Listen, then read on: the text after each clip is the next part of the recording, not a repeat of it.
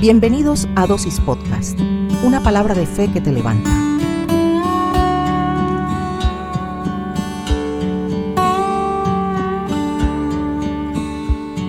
Bienvenidos.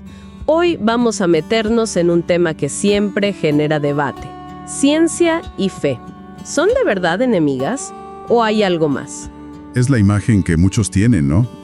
En parte por figuras como Andrew Dickson White, que en el siglo XIX popularizó esa idea de una guerra.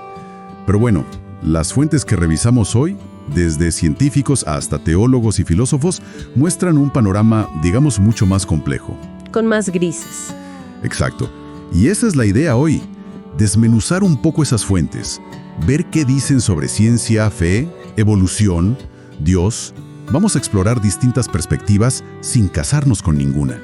Veremos ejemplos de científicos creyentes, los líos con la evolución, interpretaciones de textos antiguos y bueno, hasta dónde puede llegar la ciencia. Un buen punto para empezar es justamente cuestionar esa idea de conflicto inevitable.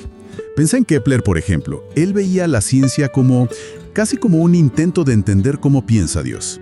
Y más cerca nuestro, papas como Pío XII, Juan Pablo II, Benedicto XVI y ahora Francisco han dicho que la evolución, como proceso biológico, no necesariamente choca con la fe, porque la fe parte de una creación inicial, se entiende. De hecho, hay quienes argumentan como Stark que la visión cristiana del mundo, al verlo como una creación ordenada y no divina en sí misma, fue clave para que naciera la ciencia moderna. Claro, como que le quitó lo mágico a la naturaleza y permitió estudiarla. Y hay ejemplos concretos, ¿no? Científicos importantes que eran creyentes. Totalmente.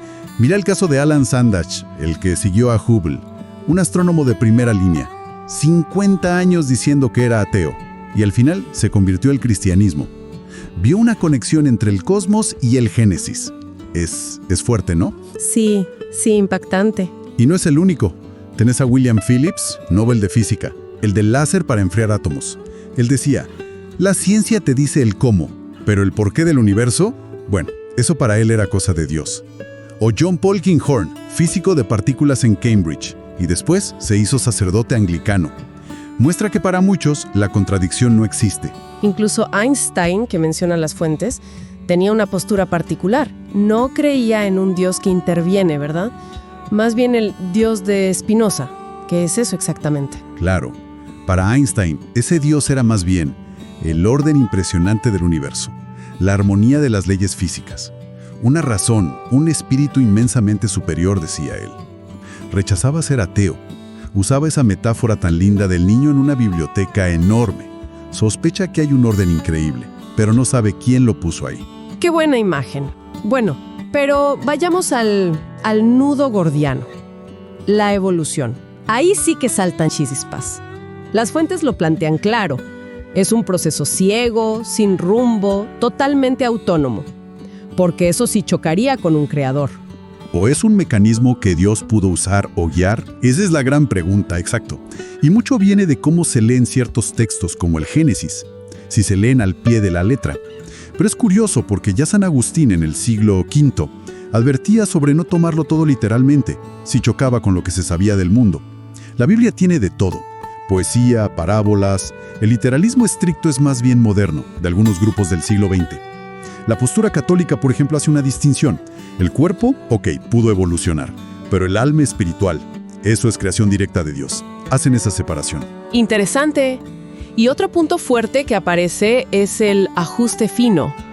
Eso de que las leyes del universo parecen como hechas a medida para que existamos. Algo así. Se refieren a las constantes físicas fundamentales. Por ejemplo, la eficiencia con que el hidrógeno se fusiona en helio dentro de las estrellas, ese valor épsilon, es clave. Si fuera apenas distinto, un poquito menos, no tendríamos carbono ni oxígeno. Un poquito más y las estrellas se consumirían rapidísimo. Es un margen muy estrecho. ¡Wow! Para algunos, eso es un indicio, no una prueba científica, pero sí una pista que apunta, a un posible diseño. Claro, pero la ciencia busca otras explicaciones, ¿no? Como lo del multiverso. Exacto. La teoría del multiverso dice, quizás hay infinitos universos, cada uno con sus leyes. Nosotros, lógicamente, estamos en uno que permite la vida. Es casi por definición.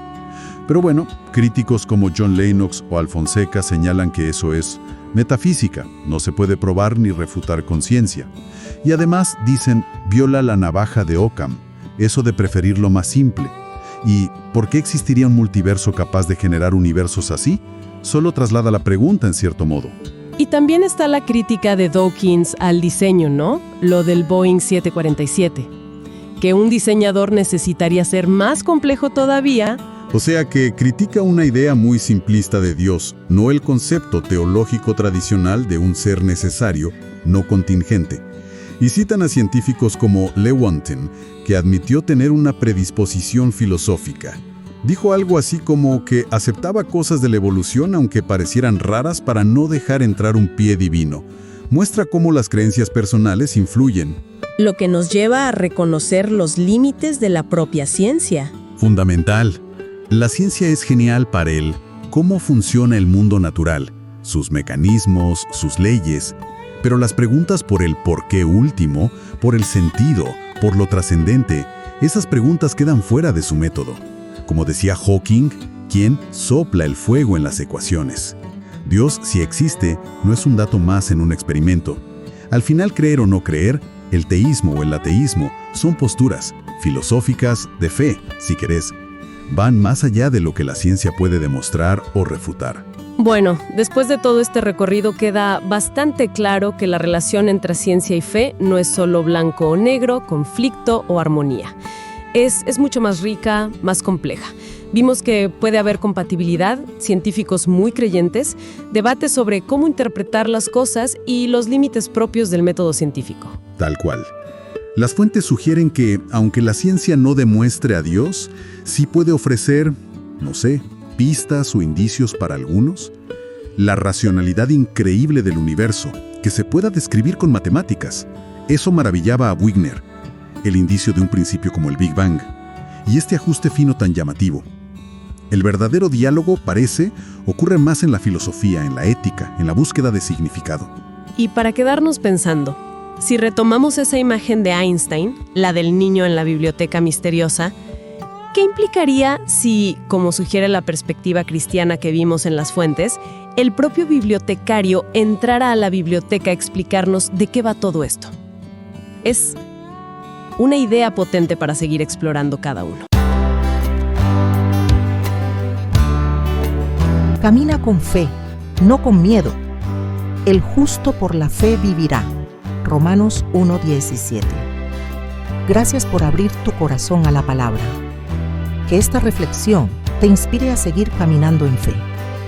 Te invitamos mañana a las 10 p.m. hora UTC para continuar juntos este camino de esperanza. No dejes de compartir con otros, darle like y suscribirte. De esa forma no te perderás ningún mensaje. Dios te bendiga.